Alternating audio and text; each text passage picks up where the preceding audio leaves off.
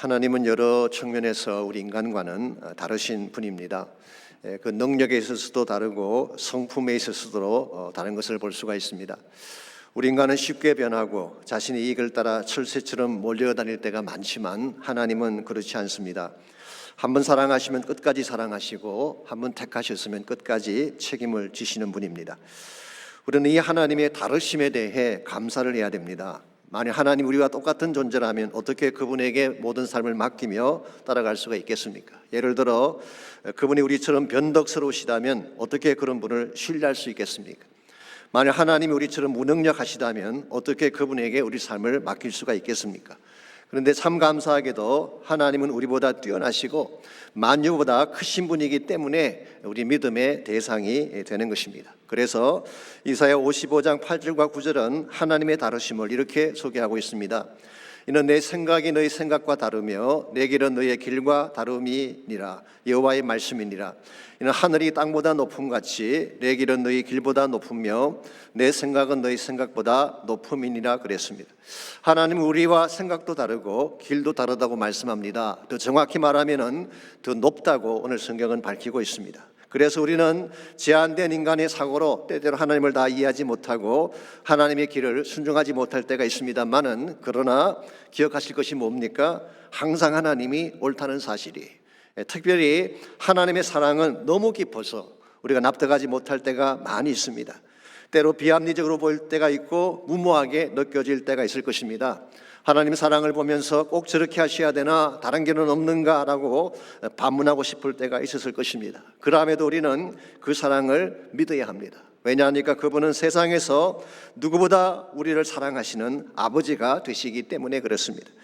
사실 아버지의 사랑은 때때로 무뚝뚝할 때가 있죠. 소통이 잘 안 되기 때문에 오해를 받기도 합니다.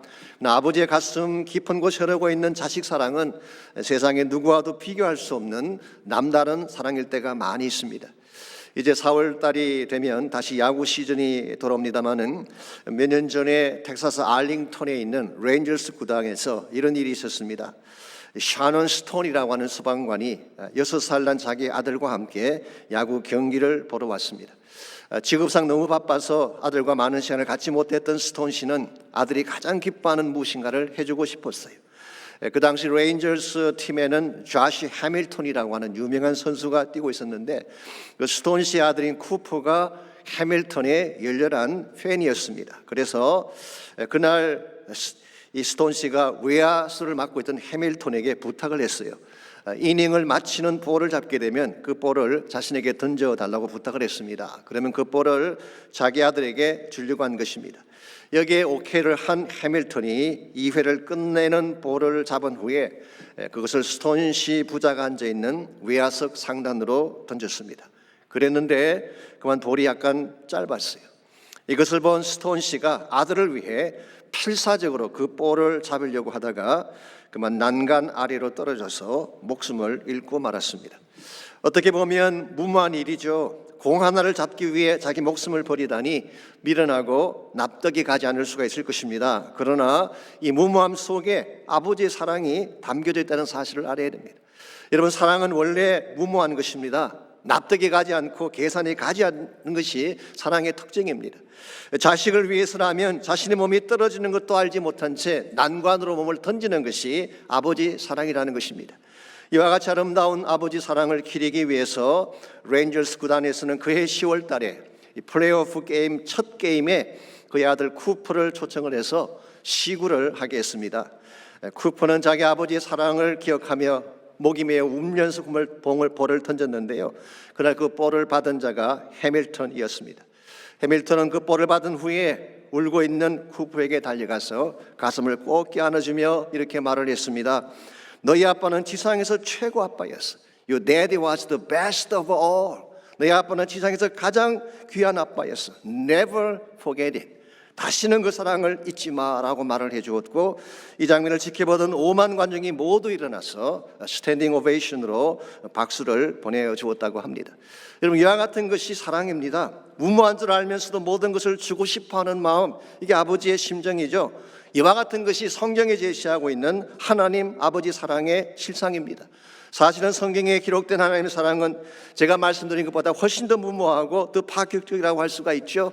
죄인인 우리를, 은혜를 저버리고 떠나간 여러분과 저를 살리기 위해 자기 몸을 깨뜨려 주신 사랑이었어요.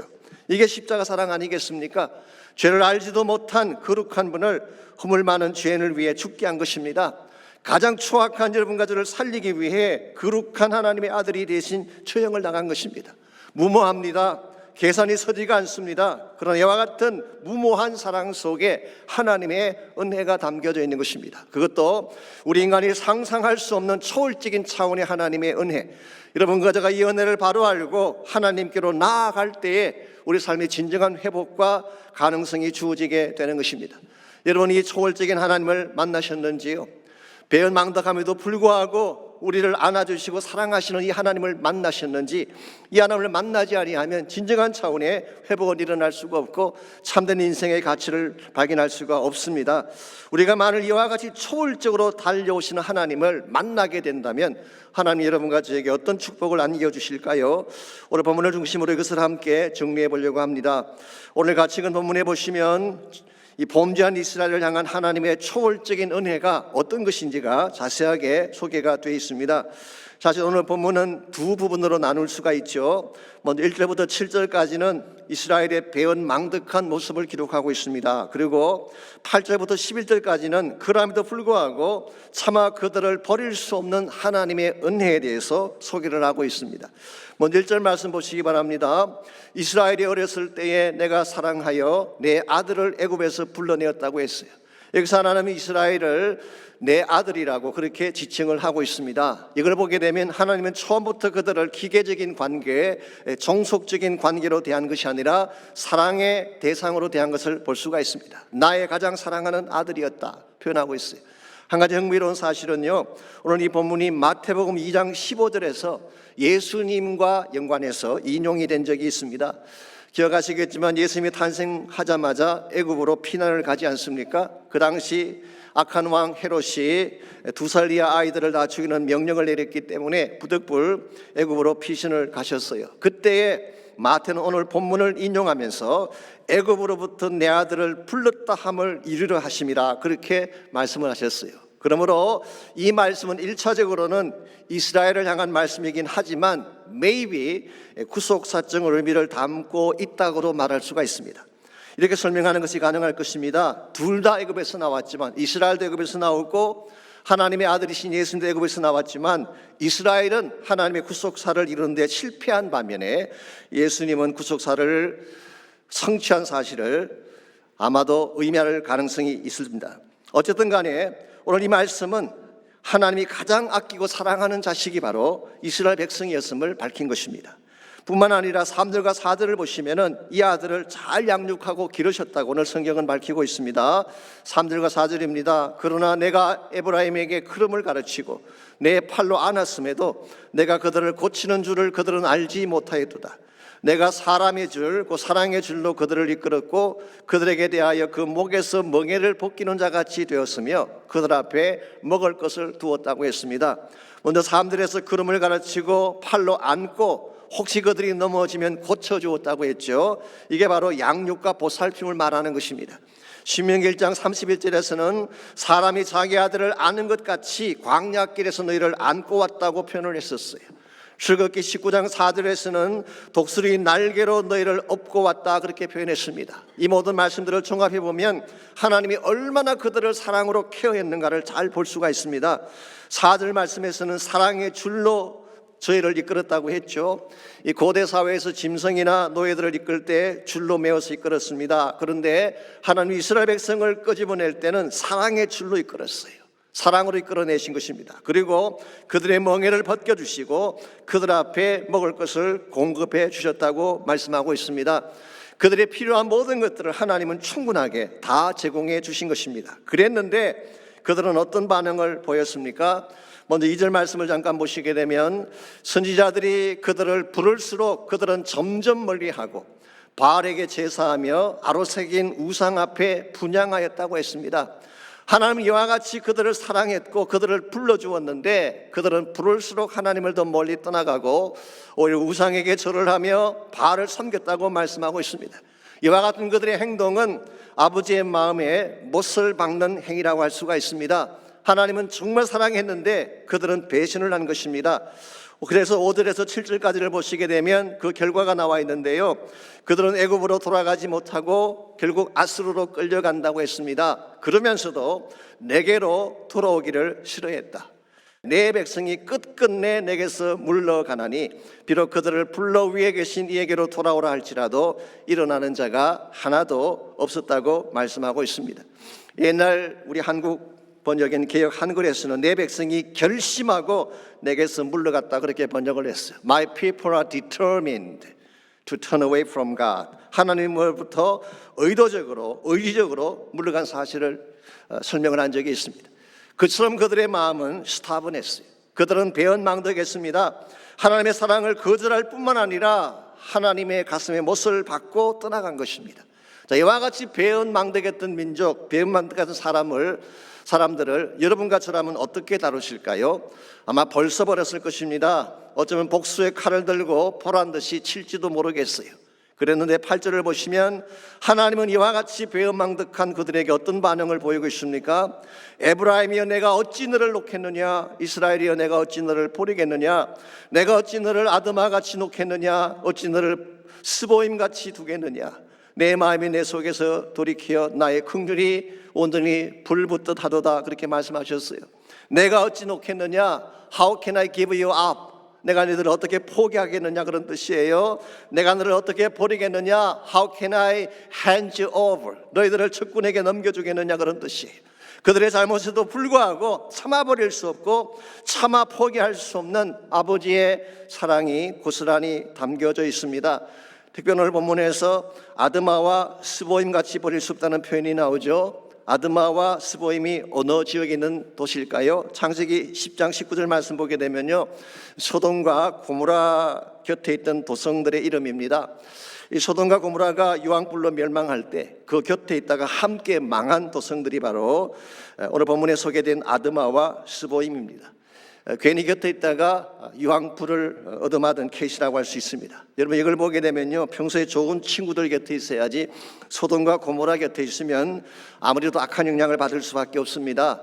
교회 다니시면서 술 좋아하고 세상 좋아하는 친구들과 어울리게 되면 결국 악한 영향을 받을 수밖에 없죠. 이와 같은 것이 바로 아드마와 스보임인데 하나님이 그들은 쳤지만 이스라엘은 그렇게 하지 않겠대요.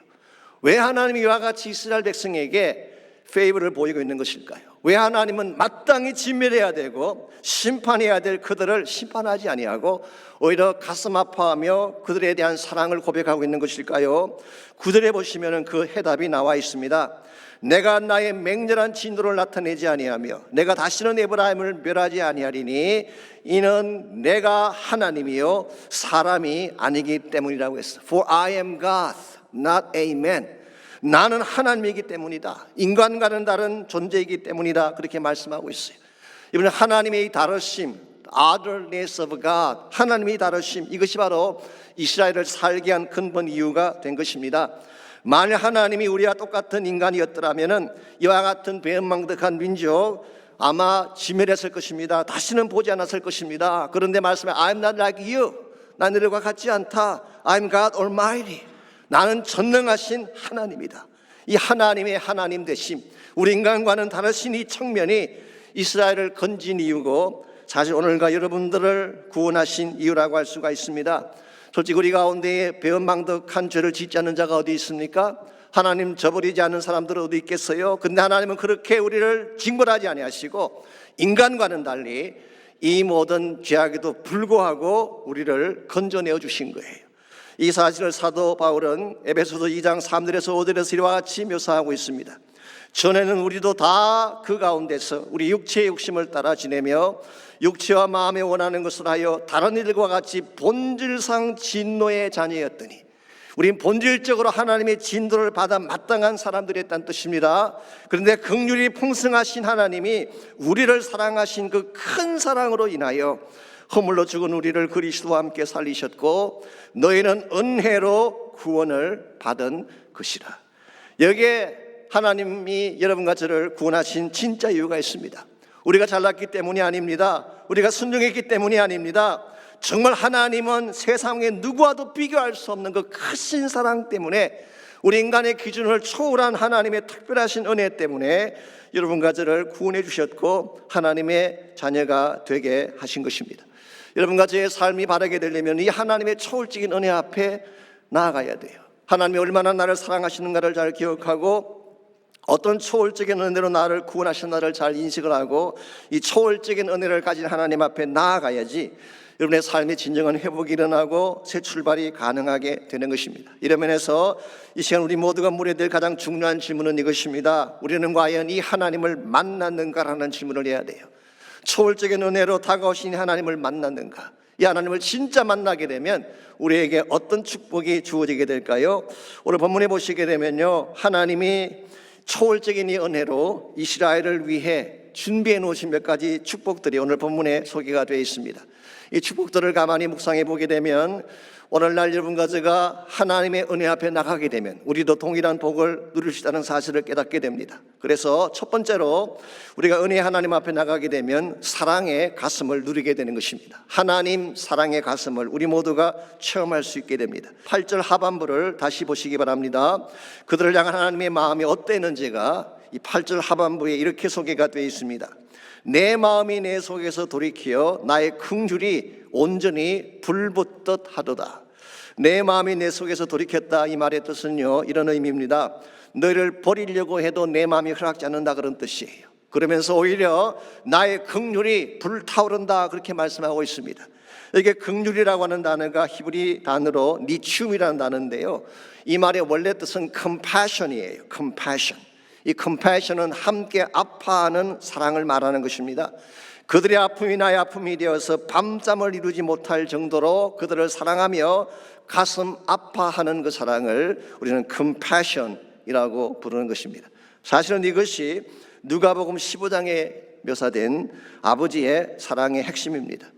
자신의 품을 박차고 나가버린 그 아들, 자신의 가슴에 몫을 받고 나가버린 그 아들은 아버지를 잊어버렸는지 모르지만 아버지는 아들을 결코 잊지 못했어요.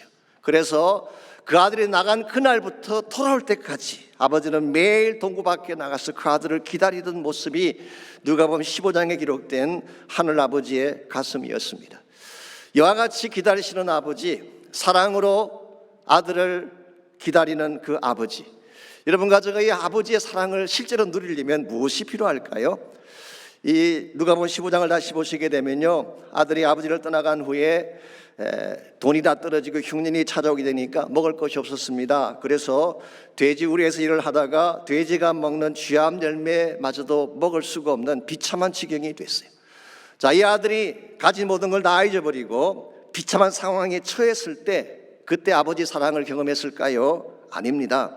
자신의 부끄러운 모습을 발견하고 탄식은 했지만 이것 때문에 아버지 사랑이 누려지게 된 건 아니에요. 자, 그렇다면 그가 아버지 집에 풍족한 삶을 기억하고 그것을 그리워했는데요, 그때일까요? 그것도 아닙니다. 탕자가 아무리 자신을 뉘우치고 아버지 집을 그리워해도 그것만으로 아버지의 실제적 사랑을 경험할 수가 없습니다. 그렇다면 언제 이 아버지 사랑을 체험할 수가 있을까요? 일어나서 아버지께로 돌아갈 때예요. 이 탕자가 일어나서 아버지 집으로 돌아가는 과정을 한번 상상해 보십시오. 결코 쉽지 않았을 것입니다. 얼마나 부끄러웠겠어요. 얼마나 창피했겠어요. 정말 아버지를 버리고 나올 때 당당하게 나왔지만 이와 같이 넉마를 걸치고 돌아갈 때 자신의 모습이 얼마나 부끄럽고 송구했겠습니까? 어쩌면 문전에서 쫓겨날지도 모를 두려움이 그의 마음을 가로막았을 가능성도 있습니다. 그럼에도 불구하고 이 탕자가 아버지 집을 향해 발걸음을 내딛고 아버지 집으로 갔을 때에 그때 비로소 발견한 중요한 사실이 하나 있습니다. 이미 자신을 용서하고 기다리는 아버지의 가슴을 그가 발견하게 된 것입니다. 여러 차례 말씀을 드렸습니다마는 여러분, 아버지는 돌아왔기 때문에 용서하신 것이 아닙니다. 용서하고 기다리신 거예요. 이미 용서하고 이 아들을 기다렸던 것이 아버지의 가슴이었습니다. 이것이 일반 세상 사람들과는 다른 점이고, 이 사랑을 우리가 바로 깨달을 때에 참된 의미에서 회복을 경험할 수 있게 되는 것입니다. 그림을 좋아하시는 분들은 잘 아시겠지만요, 17세기 네덜란드 화가인 렘브란트가 그린 그림 중에 탕자의 귀환이라고 하는 유명한 그림이 있습니다. 저희 교회 사역자실 앞에도 그 모조품 하나가 걸려있긴 합니다만은 누가복음 15장의 스토리를 가장 영감 있게 잘 표현한 작품으로 평가를 받고 있습니다. 사실 이 그림을 보고 수많은 사람들이 감동을 받고 나름대로 많은 종류의 글을 썼습니다. 헨리 나우엔도 그 중에 한 사람이죠. 그런데 저는 개인적으로 몇 년 전에 한국의 교수 한 분이 이 탕자의 귀환을 보고 신문에 기고한 글을 본 적이 있습니다. 그때 제 마음에 굉장히 와닿았기 때문에 그걸 잠깐 소개해 드리려고 합니다. 이런 내용이었어요. 여기선 울어도 되는구나, 외롭다고 하소연할 수도 있구나 하는 느낌.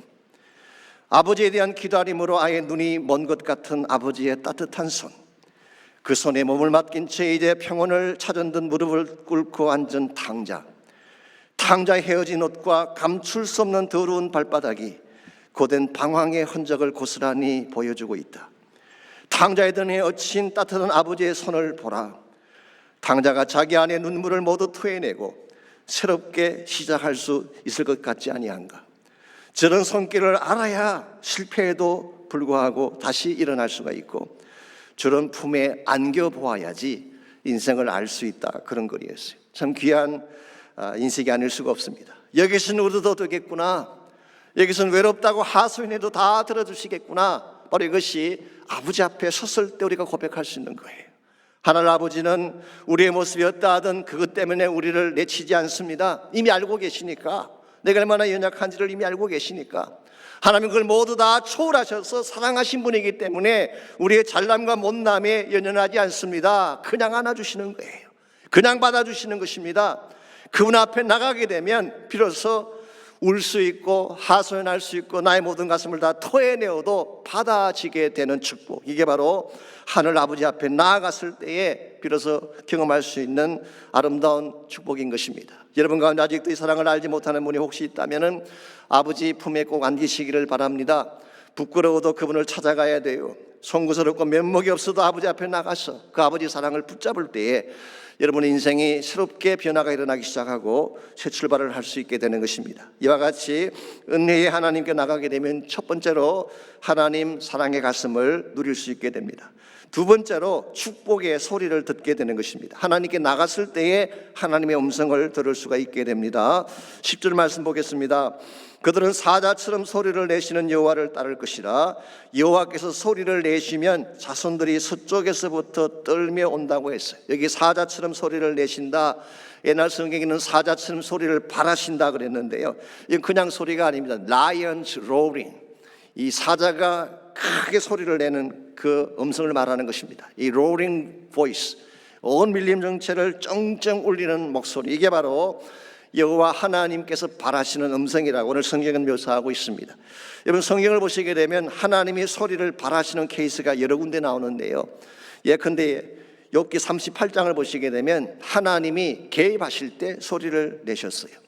욥의 세 친구가 욥을 찾아와서 공격을 하고 욥은 자신의 그 의로움을 변명하며 토론을 할 때, 그때 38장에 보게 되면 여호와께서 폭풍우 가운데 임하셔서 말씀하셨어요.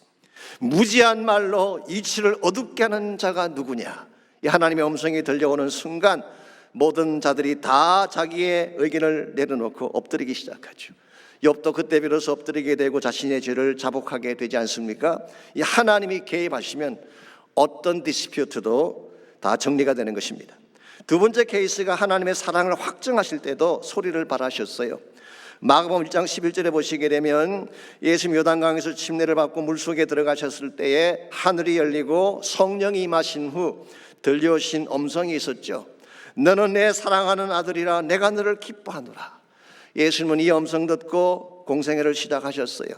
사람들의 박수나 환호를 듣고 시작한 것이 아닙니다. 요단강 들판에서 내가 너를 사랑한다는 하나님의 음성을 듣고 사역을 시작하셨기 때문에 진짜 사명자가 될 수 있었던 것입니다. 마지막 세 번째로 구원을 선포하실 때도 하나님의 음성을 발하셨어요.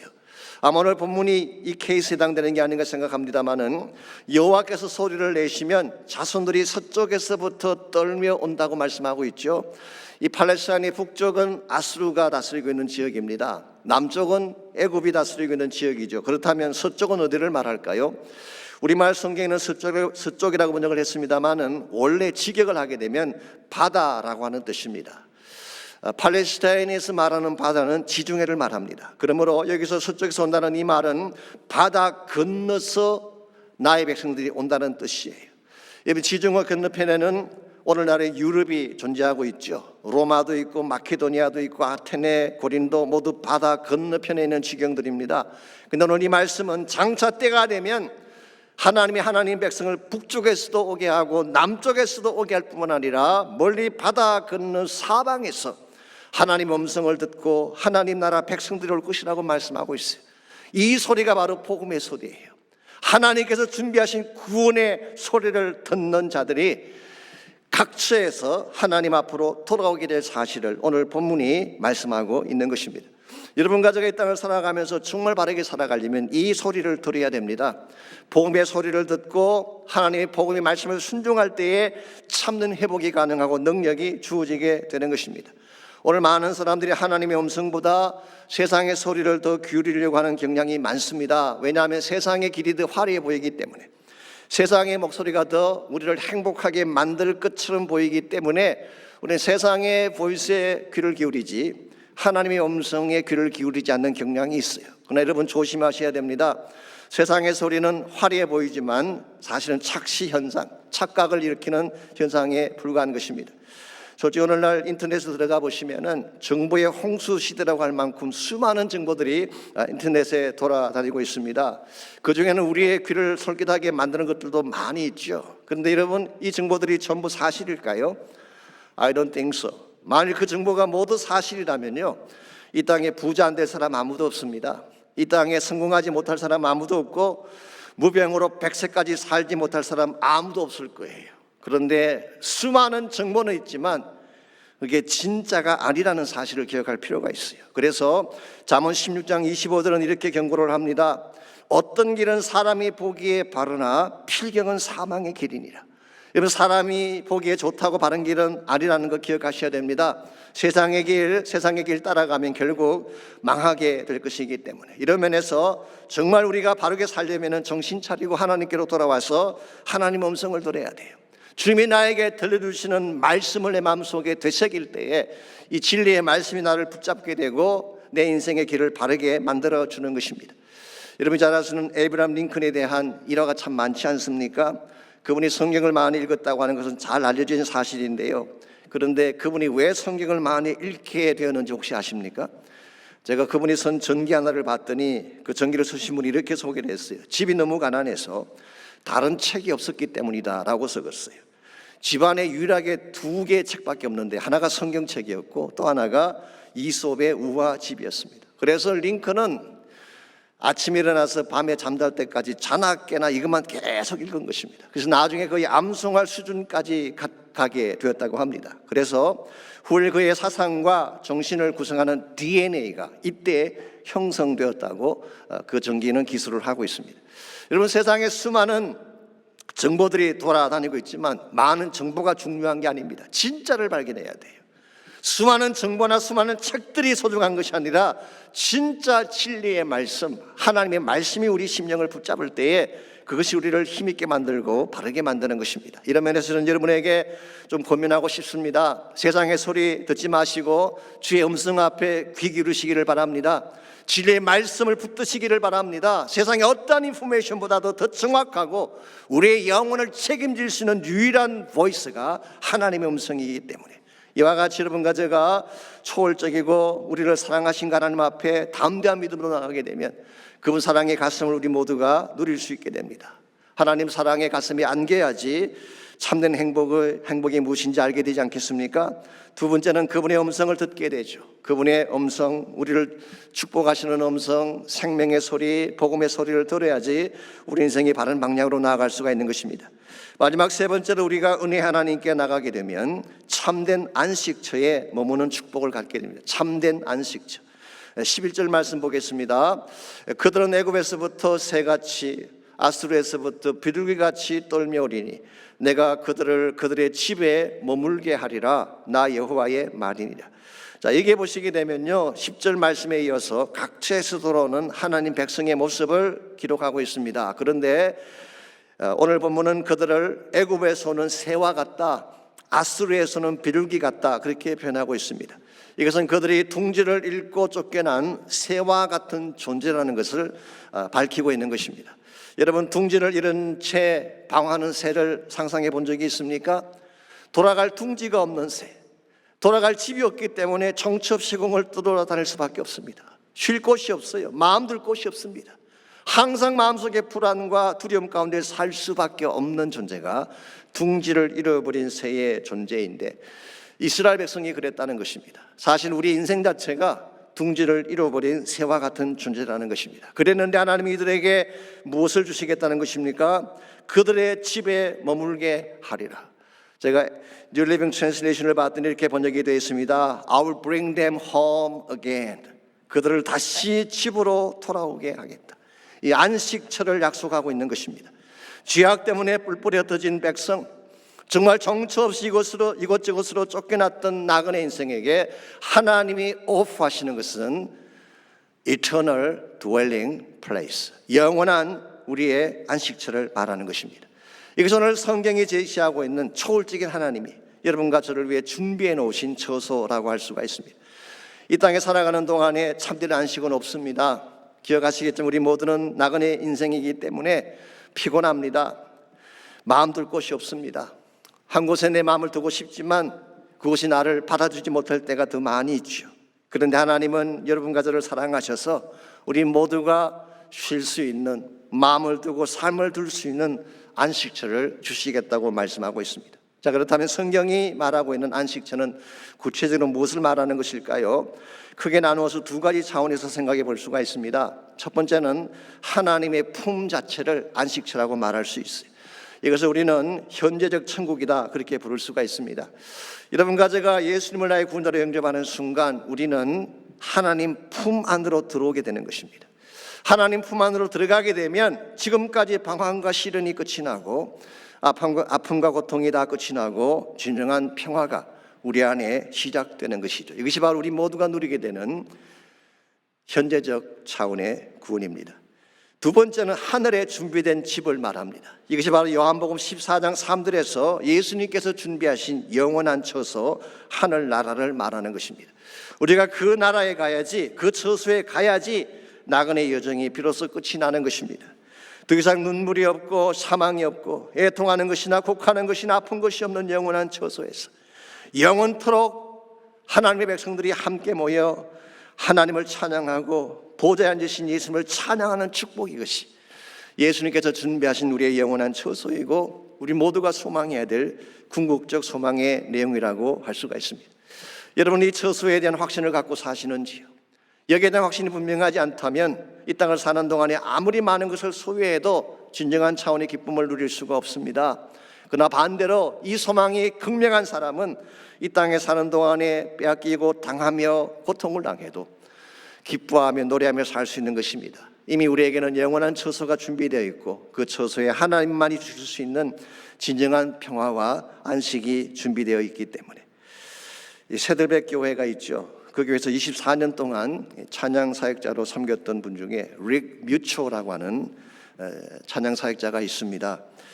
릭 워렌이 처음 그 교회를 개척할 때 함께 동력했던 분이고 사실 24년 동안 함께 동력을 했기 때문에 릭 앤 릭이라고 하는 애칭까지 받았던 그런 분이신데요. 물론 지금은 그분이 그 교회를 떠나셨습니다만은 2003년도에 그 버지니아에 있는 리버티 배프티스트 유니버시티에서 열린 그 PDL 컨퍼런스, 거기에 참석을 했던 적이 있습니다. 그때 물론 주광사는 릭 워렌 목사님과 제리 폴레 목사님 두 분이 주광사가 되셨지만 릭 무초도 한 반을 맡아서 강의를 했는데 제가 그분 클래스를 들어갔다가 굉장히 많은 은혜를 받았습니다. 이 찬양 사역에 대한 내용도 참 깊고 도전이 됐지만 그분의 감정이 제 마음속에 많이 와닿았어요. 릭 뮤초는 원래 이 캘리포니아에서 태어난 사람인데 6살 때 엄마를 따라서 뉴욕 근교에 있는 그린위치 빌리지에 가서 삶을 살았습니다. 그때 그 아버지가 굉장히 폭력적이었던 것 같습니다. 이 밤마다 어머니를 때리고 싸우는 소리가 들려왔어요. 그래서 그 소리가 들려오면 어린 릭은 이불 속에 혼자 들어가서 울면서 지쳤던 날들이 참 많았다고 합니다. 이와 같은 고통을 13살이 될 때까지 생지옥 같은 고통을 겪으며 지나왔어요. 그러다 보니까 아버지에 대한 분노가 얼마나 가슴 깊이 박혔는지요. 여러분 아시겠지만 그 나이에 그런 상처를 받으면 잘 지워지지가 않습니다. 이제 티네이저인데 그냥 두면 반항적으로 나갈 수 있고 빗나갈 수 있는 그런 상황이었는데 하나님의 각별한 은혜로 다시 캘리포니아로 돌아오게 되고 예수님을 만나게 된 것입니다. 그리고 나서 그가 진짜 아버지를 만났어요. 그게 바로 Heavenly Father, 하늘에 계신 아버지, Heavenly Father in Heaven, 하늘에 계신 그 아버지를 만난 것입니다. 그러고 나서 그분이 깨닫게 된 사실을 이렇게 간증을 했어요. 인간 아버지가 남긴 것은 상처와 폭력밖에 없었지만 하늘 아버지는 참된 사랑으로 나를 안아주셨다는 사실을 깨달았다. 인간 아버지는 거칠고 변덕스러웠지만 하늘 아버지는 신실하고 자상했으며 나를 소중히 여긴다는 사실을 알게 되었다. 인간 아버지는 무능력하고 무책임했지만 하늘 아버지는 전능하시고 무한한 능력을 가지고 나의 삶을 케어한다는 사실을 알게 되었다. 내가 이 하나님 아버지를 만나는 순간 비관적이며 파괴적인 나의 마음이 회복되기 시작했고 하나님을 찬양하며 노래하는 인생으로 바뀌게 되었다는 간증을 그분이 하셨어요. 사랑하는 성도 여러분, 하나님은 우리 인간과 다릅니다. 인간은 우리에게 상처를 안겨주고 아픔을 안겨줄 수가 있지만 아버지는 그렇지 않습니다. 상처받은 우리를 치유해 주세요. 인간은 깨어지고 우리가 상하게 되면 버리고 떠나가지만 하나님 그렇지 않습니다. 깨어지고 버림받은 우리를 다시 안으셔서 회복시켜 주신 하나님, 둥지던 새처럼 갈 곳을 찾지 못해 방황을 할 때에 하늘 아버지는 나의 품으로 돌아오라고 우리를 초청하고 계시는 것입니다. 오늘 여러분과 제가 이 하나님을 만나고 이 하나님 품 속에 들어가야지 진정한 평화를 누리게 되고 참된 가치를 회복하게 됩니다. 여러분 이 하나님 아버지를 만나셨습니까? 혹시 아직도 만나지 못한 분이 있다면 이 시간 하나님 앞에 나오는 시간이 있기를 바랍니다. 부끄럽지만 나와야 돼요. 죄송하지만 나와야 돼요. 자격이 없다고 생각되어지지만 하나님 앞으로 나와야 됩니다. 더 이상 길 잃은 새처럼 방황하며 슬피 울며 다니지 마시고 여러분을 기다리고 계신 하나님 앞으로 나오셔서 그 품에 안기시기 바랍니다. 그 품에 안길 때 세상에 줄 수 있는 평안이 나의 가슴을 가득 채우게 되고 지금까지 누리지 못했던 진정한 차원의 기쁨과 안식을 누리게 되는 것입니다. 아신 대로 우리 인생의 여정은 항상 순탄하거나 잔잔한 강같이 고요하지가 않습니다. 때로 풍랑이 일어나기도 하고 내 삶을 송두리째 뒤흔드는 사건이 벌어질 수도 있습니다. 그러나 여러분과 제가 하나님 품 안에 있게 되면, 그분 안에 거하게 되면 그분이 우리에게 어떠한 풍랑에도 불구하고 안식을 주시고 평화를 주시는 것입니다. 이런 면에서 우리 모두에게 이 평화가 필요합니다. 이 하나님의 임재가 필요합니다. 그래서 이 시간 함께 기도할 때에 하나님 나의 심령 가운데 이 평안을 부어주십시오. 더 이상 둥지른 새처럼 방황하며 살고 싶지 않습니다. 하나님 품 안으로 들어가고 싶습니다. 나를 안아주시고 위로해 주시고 채워주시고 치유해 달라고 기도하시기를 바랍니다. 우리가 들어야 될 가장 소중한 소리는 천국의 복음 소리입니다. 복음의 소리를 들어야 우리가 살 수 있게 되고 이 복음의 소리를 나누어야지 하나님의 나라가 펼쳐져 나갈 수가 있습니다. 저희들이 마음의 문을 열고 귀를 기울이고 하나님의 음성 듣도록 여러분 기도하시고 주의 복음의 소리를 가슴에 안고 땅 끝까지 나아가 참 예수 그리스도의 복음을 전거하며 살아갈 수 있는 우리가 되게 해달라고 기도하시기를 바랍니다. 우리 다 같이 한 목소리로 함께 우리 합심해서 기도하겠습니다.